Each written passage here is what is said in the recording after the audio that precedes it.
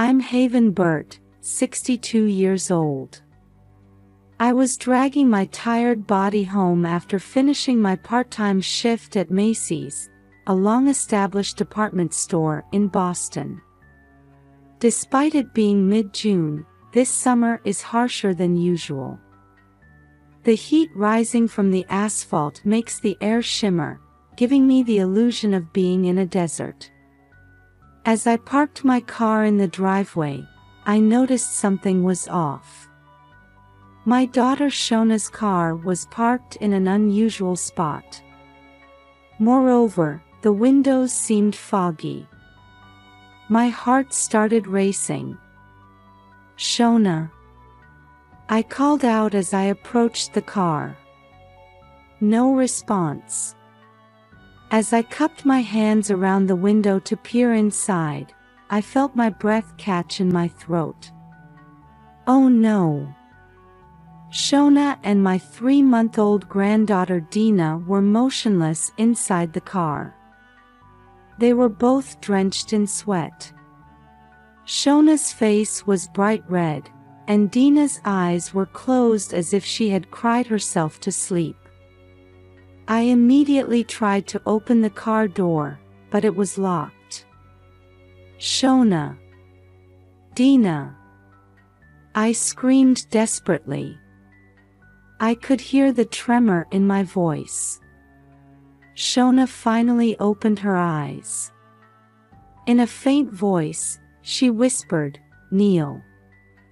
"Dad."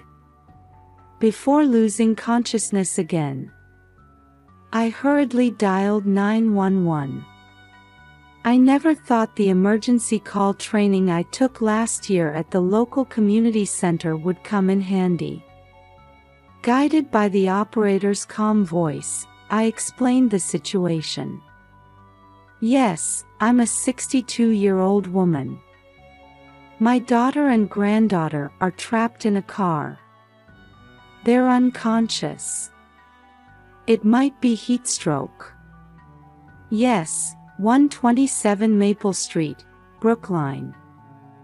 Following the operator's instructions, I broke the car window to get inside.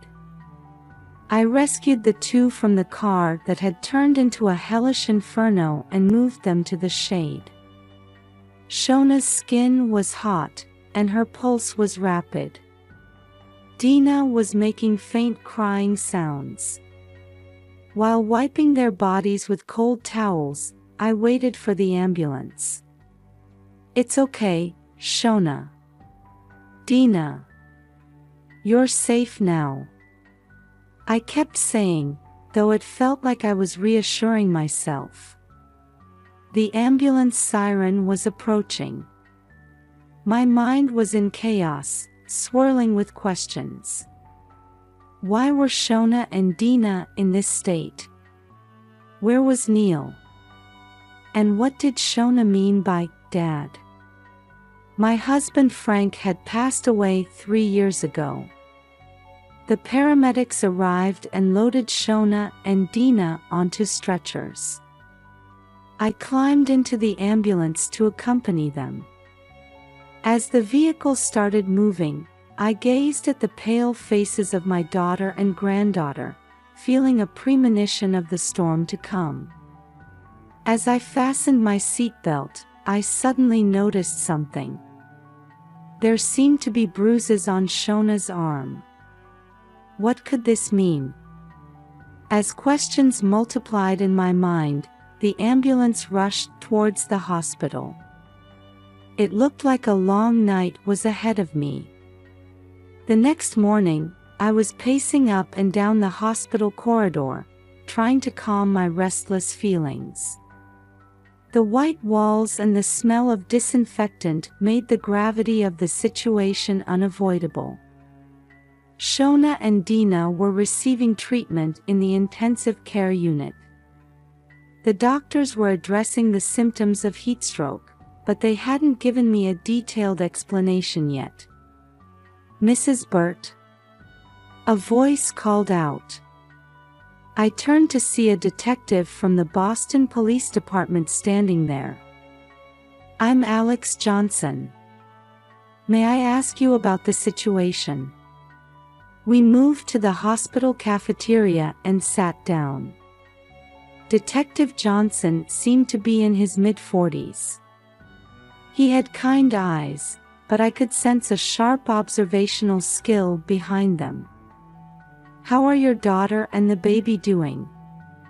Detective Johnson inquired. The doctors say they both have severe heat stroke, I answered. Fortunately, they were found early, so their lives aren't in danger, but... Detective Johnson nodded. Do you have any idea about your family? Is there a possibility someone was threatening Shona? I shook my head as I answered. No, that's impossible. I started to say, but then remembered the recent changes in Shona's behavior. Come to think of it, she had become rather reclusive lately. She even started avoiding phone calls. When did these changes start? The detective asked sharply. Let's see, about 2 or 3 weeks ago. I thought maybe there was some trouble between her and her husband Neil, but... I stumbled over my words. Actually, I saw bruises on Shona's arm in the ambulance. Detective Johnson's expression tightened. There's a possibility of domestic violence. Do you know Neil's whereabouts? I don't know. He should be at work normally, but... I took out my cell phone and checked the call history. There's been no contact from Neil either. Where does he work? State Street Corporation. He works in finance. Detective Johnson took notes. I'll look into it. Mrs. Burt, is there anything else that concerned you about your daughter's behavior recently? I thought for a moment. Now that you mention it, last weekend, Shona suddenly started talking about childhood memories. Especially about Frank, my late husband. Frank? He passed away 3 years ago. Heart attack. As I said this, I felt a tightness in my chest. Shona was always close to her father, so Frank's death was a big shock to her. Just then, a nurse hurried over. Mrs. Burt, your daughter has regained consciousness. On the way to the intensive care unit, Detective Johnson said to me, if you find out anything, please contact me immediately. Here's my card. As I approached Shona's bed, my daughter looked up at me with teary eyes. Mom. She called out in a weak voice. Shona, it's okay. You're safe now. I clasped her hand tightly. Shona's hand was cold and trembling. Neil and Hector were. Shona's voice quivered. They were threatening me. Hector. Who's that? I couldn't hide my agitation. Shona broke down in tears. Neil's debt collector. Our savings. A nurse came in and said, the patient needs rest. I kissed my daughter's forehead and left the room.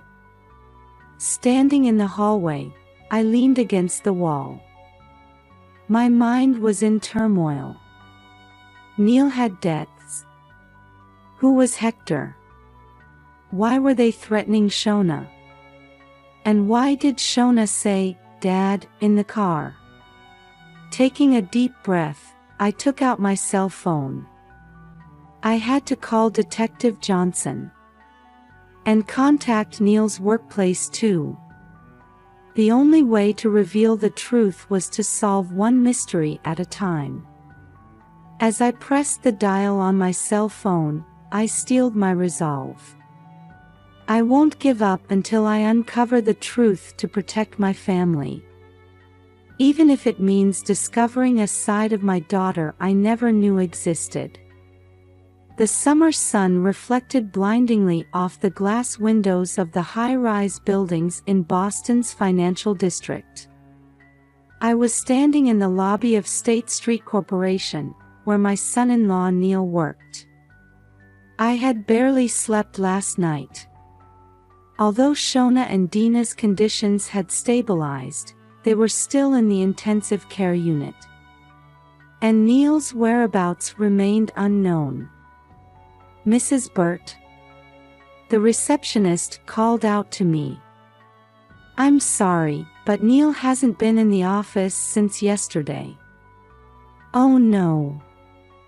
I couldn't help but exclaim. Could I speak with his supervisor? After a while, a middle-aged man appeared. I'm Mike Donovan. I'm Neil's supervisor, but has something happened? I was led to an office where I explained the situation. Mr. Donovan's expression clouded over. Actually, Neil has had some recent problems, Mr. Donovan said. Financial troubles, and the company's funds. You mean embezzlement? Mr. Donovan nodded. It came to light last week. Neil apologized and promised to pay it back. But he's been missing since yesterday. My mind was in turmoil. Neil, why? And what about his connection to this Hector Shona mentioned? Could I see Neil's desk? Neil's desk was neat and tidy. But when I opened the drawer, I found an unfamiliar business card. Hector Ramirez, financial consultant. My chest tightened. Was this the Hector Shona had mentioned? As I was leaving, Mr. Donovan stopped me. Mrs. Burt, I'd like to keep this confidential, but Neil had recently become close to a colleague. A woman named Laura King. New questions arose. Was Neil having an affair too? When I returned home, there was an unfamiliar envelope in the mailbox. The sender was marked HR. Inside were copies of Neil and Shona's bank account statements. And a note. $500,000 by tomorrow. Or else. My hands trembled. Was this a threat from Hector? But why Shona's account too? I opened my computer and searched for poker stars. Online casino sites came up. Had Neil gotten into gambling? Just then, my cell phone rang.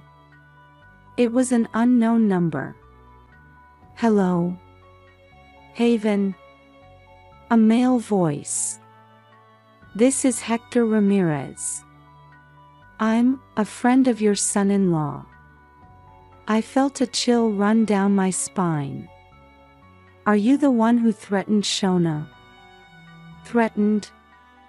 No, that's not it. Hector's voice lowered. It seems Neil hasn't told you everything. Actually. At that moment, another call came in. It was from Detective Johnson. Mrs. Burt, we found Neil's location. He's at a motel in Cape Cod. We're heading there now. My mind was in chaos. Neil's embezzlement, Hector's threats, and his relationship with an unknown woman. Everything seemed connected yet disconnected. I gripped my cell phone and made a decision. Detective, I'm coming too. To uncover the truth, I had to meet Neil face to face. even if it meant seeing a side of my son-in-law I never knew existed. The sea breeze carried the scent of salt. The smell that would normally be pleasant now only tightened my chest. Detective Johnson and I arrived at the Seaside Motel in Cape Cod. Standing in front of the weathered building, the detective turned to me. "Mrs. Burt, it might be dangerous to go inside. Please wait here." But I shook my head. "No, I'm going with you. He's my son-in-law. I need to see him." The detective hesitated but finally agreed. "All right. But follow my instructions no matter what happens." We knocked on the door of the room. My heart was pounding.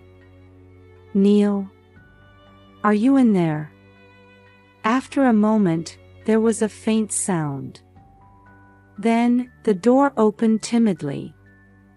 Neil's appearance was far from the Neil I knew. His beard was unkempt, his eyes bloodshot, and his clothes were wrinkled. "Haven." His voice was trembling. "Why?" "Neil, what happened?" I asked as I entered the room. "Shona and Dina are in the hospital." "Did you lock them in the car?" Neil turned his face away. "No, that's not." Detective Johnson quietly entered the room. "Mr. Burt, can you explain the situation?" Neil collapsed into a chair, covering his face with his hands. "It's over."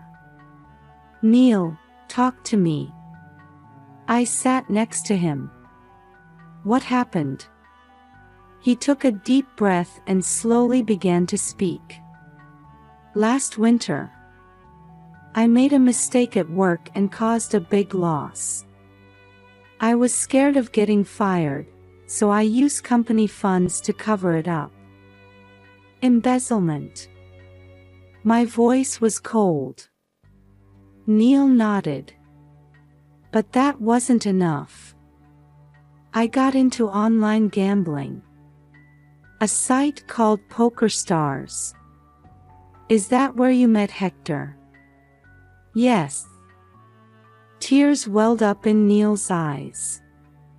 "Hector was just a fellow player at first. But as my debts grew."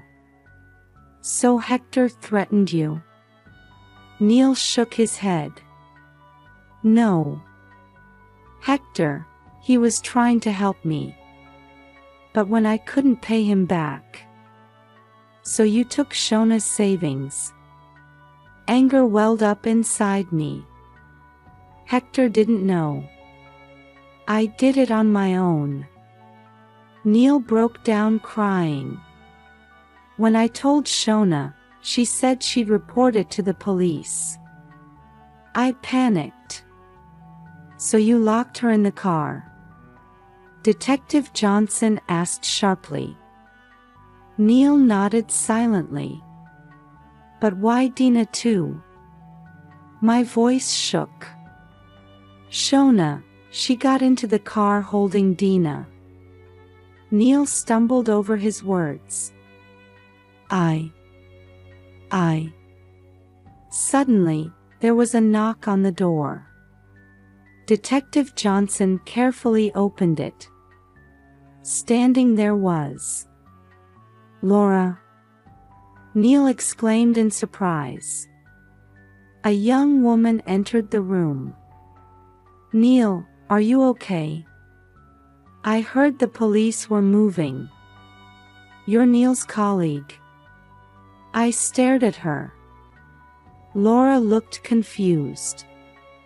"Yes, but not just a colleague." "Laura, be quiet," Neil shouted. Detective Johnson intervened. "Everyone, please calm down. Mr. Burt, Miss King, you'll both need to come to the station." I stood there, dumbfounded. Neil's confession, and Laura's appearance. The truth was still not clear. Neil looked at me. Haven. I'm sorry. I'll tell you everything. But please meet with Hector, he really. Before he could finish, Detective Johnson led Neil away. Left alone in the room, I stared out at the sea. The waves came in and receded. Just like the answers that seemed to approach and then retreat in my mind. Meeting Hector. That might be the key to solving all these mysteries. As I got into Detective Johnson's car, I renewed my determination to accept the truth, and then move forward. That's the only thing I can do now. The commotion of Faneuil Hall could be heard in the distance. In the shadow of the historic building, I stood with Detective Johnson in front of an old bar. The sign read, Old Ironsides. Hector Ramirez should be in here, Detective Johnson said quietly. Mrs. Burt, it's dangerous to go inside. Please wait here. But I shook my head. No, I'm going with you. We won't know the truth unless I meet Hector. The detective hesitated but finally agreed. All right. But follow my instructions no matter what happens. The bar was dimly lit, with the smell of cigarettes hanging in the air. The bartender eyed us suspiciously from behind the counter. Where's Hector Ramirez? Detective Johnson asked in a quiet but authoritative voice. The bartender pointed to a booth in the back. There sat a middle-aged man. As we approached, the man looked up. Mrs. Haven Burt, I presume. It's an honor to meet you. Hector's voice was softer than I had heard on the phone. However, there was a sharp light in his eyes. You're the one who threatened my daughter, I said in a trembling voice. Hector shook his head. No, that's not true. I was only trying to help Neil. Detective Johnson stepped in. Mr. Hector Ramirez, you're under arrest on suspicion of extortion against Neil Burt. Wait, please. Hector said calmly. I'll tell you everything. It's clear that Neil hasn't told you the whole truth. Detective Johnson and I exchanged glances. Hector took a deep breath and began to speak. I'm a counselor for gambling addicts. I find people with problems on sites like PokerStars and try to support them. Neil was one of them. But you threatened him, didn't you? I pressed. No, Hector shook his head. I was helping him repay his debts. We had set up a plan for him to pay back little by little from his salary. But, Detective Johnson prompted. I found out that Neil had embezzled money from his company. And his colleague, Laura King, knew about it too. Laura? I exclaimed in surprise. Hector nodded. Laura was blackmailing Neil. She demanded half of his salary in exchange for keeping quiet about his fraud. No way. I was at a loss for words. Neil was cornered, Hector continued. He tried to access his wife's savings. I tried to stop him. But Neil didn't listen. Detective Johnson finished the sentence. Hector nodded sadly. Yes. And then he tried to threaten his wife. I was trying to prevent that. In my mind, the pieces of the puzzle were slowly coming together. So that's why you sent that memo? Yes, Hector said. It was to urge Neil to tell the truth. But he panicked and... Detective Johnson stood up. Mr. Ramirez, I'd like you to come to the station to discuss this in more detail. Hector nodded compliantly. Of course. I'll tell you everything. As we were leaving the bar, I asked Hector, why did you try so hard to help Neil? Hector looked at me with sad eyes. I once had a son like Neil. He took his own life. I didn't want to see the same tragedy happen again.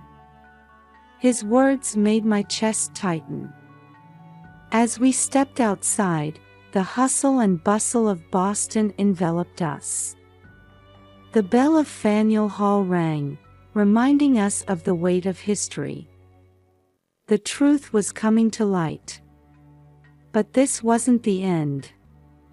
Neil, Shona, and little Dina. The future of our family was still uncertain. As I got into Detective Johnson's car, I steeled my resolve to accept the truth and move forward. That's the only thing I can do now. The morning air of September carried a hint of autumn. I was in my kitchen, making coffee while gazing out the window. The leaves on the trees were starting to change color. The season of change.